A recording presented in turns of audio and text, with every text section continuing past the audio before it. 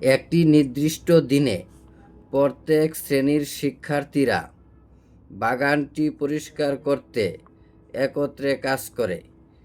এই বাক্যটি ইংরেজিতে অনুবাদ করতে হবে। তার জন্য আমাদেরকে এই বাক্য থেকে প্রথমে সাবজেক্ট নির্বাচন করতে হবে। সাবজেক্ট নির্বাচন করার জন্য আমাদেরকে প্রথমে এখানের ভার্ব খুঁজে বের করতে হবে। বাংলা বাক্যে সাধারণত ভার্ব বা ক্রিয়া বাক্যের শেষে থাকে। কারণ বাক্যের শেষে কোন শব্দগুলো রয়েছে? এখানে বাক্যের শেষে রয়েছে কাজ করে। কাজ করে এটা হইল এই বাক্যের ক্রিয়া বা ভার্ব। এখন এই ভার্বকে আমাদের প্রশ্ন করতে হবে, কে বা কারা দিয়ে প্রশ্ন করতে হবে।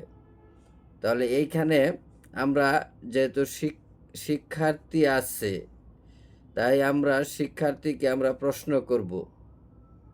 আমরা অনুমান করতে পারতেছি যে শিক্ষার্থী এটা সাবজেক্ট হতে পারে। আমরা যদি কে দ্বারা প্রশ্ন করি, কে কাজ করে, তাহলে শিক্ষার্থীরা কাজ করে।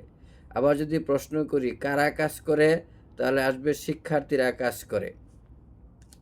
তাহলে এই বাক্যে সাবজেক্ট হইল শিক্ষার্থীরা। শিক্ষার্থীরা এই বাক্যে সাবজেক্ট। এখন এর আগে আমাদের লক্ষ্য করতে হবে যে একটি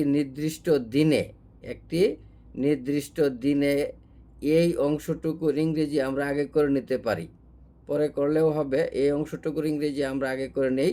একটি নির্দিষ্ট দিনে, এটা একটা ফ্রেজ। এই ফ্রেজের ইংরেজিটা হবে, একটি নির্দিষ্ট দিনে ইংরেজি হবে on a selected day. On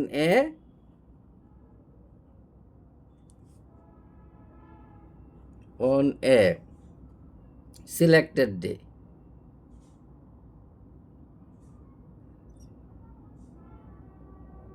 SELE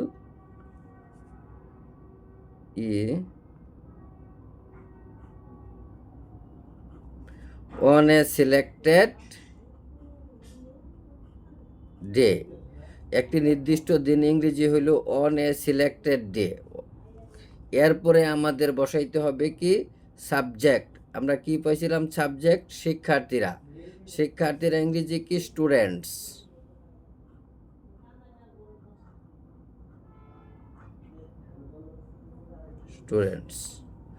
এরপরে স্টুডেন্টের সাথে আর কোন শব্দগুলো রয়েছে? প্রত্যেক শ্রেণীর। প্রত্যেক শ্রেণীর এই শব্দটা কার সাথে যায়? স্টুডেন্টসের সাথে যায়। তাহলে যে শব্দ যার সাথে যায় তার সাথে তাকে বসাতে হবে।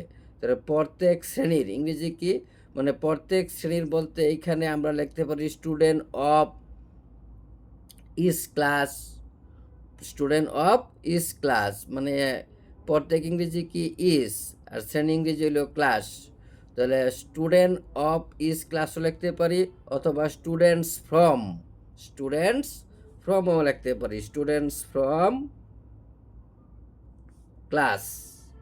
স্টুডেন্ট ফ্রম ইস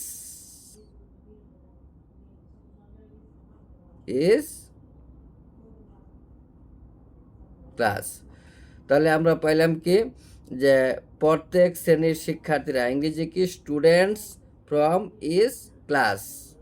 এরপরে যেহেতু এই যে স্টুডেন্টস ফ্রম ইস ক্লাস, এই সবটুকু মিলে হলো সাবজেক্ট। এই সবটুকু মিলে হলো কি?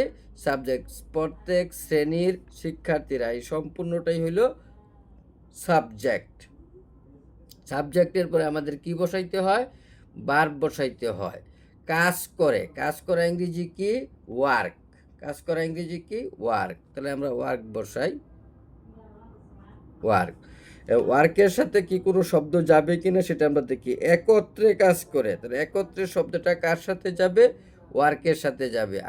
আগেই আমরা বলেছি যার সাথে যে শব্দ যায়। একত্রে কাজ করে, একত্রে ইংরেজি কি? টুগেদার।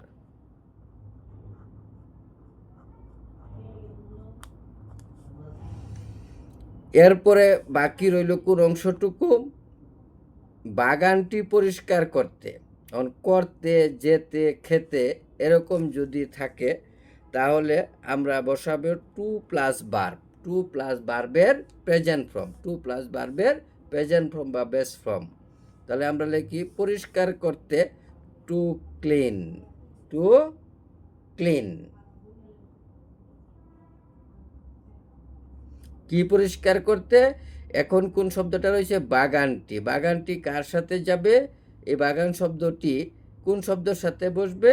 পরিষ্কার শব্দের সাথে। তাহলে এখানে মানে টু ক্লিনের পরে বসবে, যার সাথে যে শব্দ যায় তার সাথে তাকে বসাতে হবে। To clean the garden.